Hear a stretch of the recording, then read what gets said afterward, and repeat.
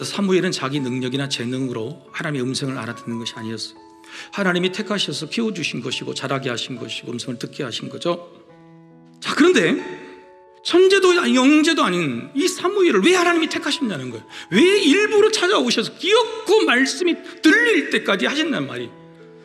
하나님께서 사무엘을 택하신 어떤 특별한 점이 있다, 그렇게 전제를 하고 사무엘에게 있는 탁월한 점을 찾아본다면 딱 하나입니다. 버텼다.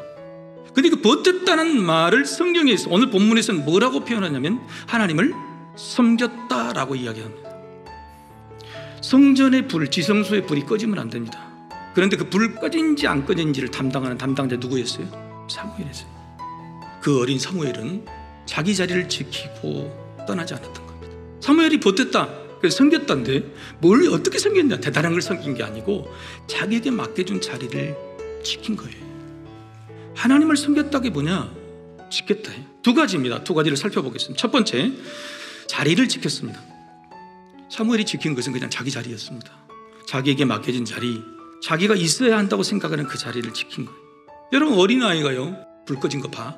엘리제 사장이 내가 부를 때마다 항상 달려와야 돼. 그 말을 10년을 지켰다니까요. 놀라운 것은 어린 사무엘이 지켰던 그 자리, 떠날 수 없던 그 자리를 하나님 찾아오셨다는 거예요. 있어야 될 자리, 아주 작은 일이라도 있던 그 자리를 지킬 때 하나님이 그 자리로 찾아오셨다는 거예요. 여러분, 하나님의 선택을 받고 하나님의 음성을 듣고 싶다면 탁월한 영성이나 능력, 헌신과 봉사가 필요한 게 아닙니다. 그냥 각자에게 맡겨주신 그 자리를, 있는 자리를 지키면 돼요. 예배의 자리. 내가 있는 어떤 자리도 내가 지켜야 될 자리에서 하나님을 만난다면, 하나님을 사모하고 하나님 앞을 지키는 마음으로 있다면 바로 그 자리로 하나님께 찾아오시는 겁니다. 우리는 그런 자리를 소명의 자리가 그렇습니다. 근데 소명의 자리는요, 굳이 예배의 자리, 직분의 자리, 일하는 자리, 하나님께서 맡겨주신 자리가 아니라 세상에 있는 사람들도 네가 있어야 될 자리, 그 자리에 있는 거예요. 당신이 의사라면 있어야 될 그 자리에 있어야 돼. 당신이 학생이라면 있어야 될 그 자리에 있어야 돼. 그렇습니다. 하나님의 복을 받아 성공하는 사람은 바로 이런 자리를 우직하고 끝까지 지키는 사람이죠. 두 번째, 사무엘이 지킨 것은 바로 진리를 지켰습니다. 하나님이 사무엘에게 기어코 말씀하시려는 의도는 뭐냐?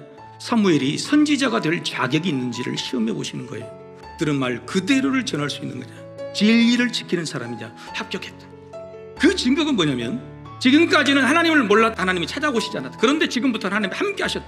더 놀라운 사실은 사무엘의 말이 땅에 떨어진 것이 하나도 없이 전부 다 이루어지고 권위가 생겼더라. 왜요? 하나님의 말만 그대로 하니까.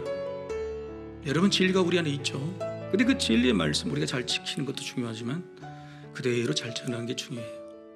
여러분, 그래서 우리가 늘 제대로 듣고 있는지 점검해 봐야 됩니다. 복음이, 진리가 나에게 전해졌을 때 그 진리가 가감없이 내게 전해졌는지를 확인해 볼 수 있어야 돼요. 그게 진짜 잘하는 거예요. 그게 진짜 하나님과 함께하는 거예요.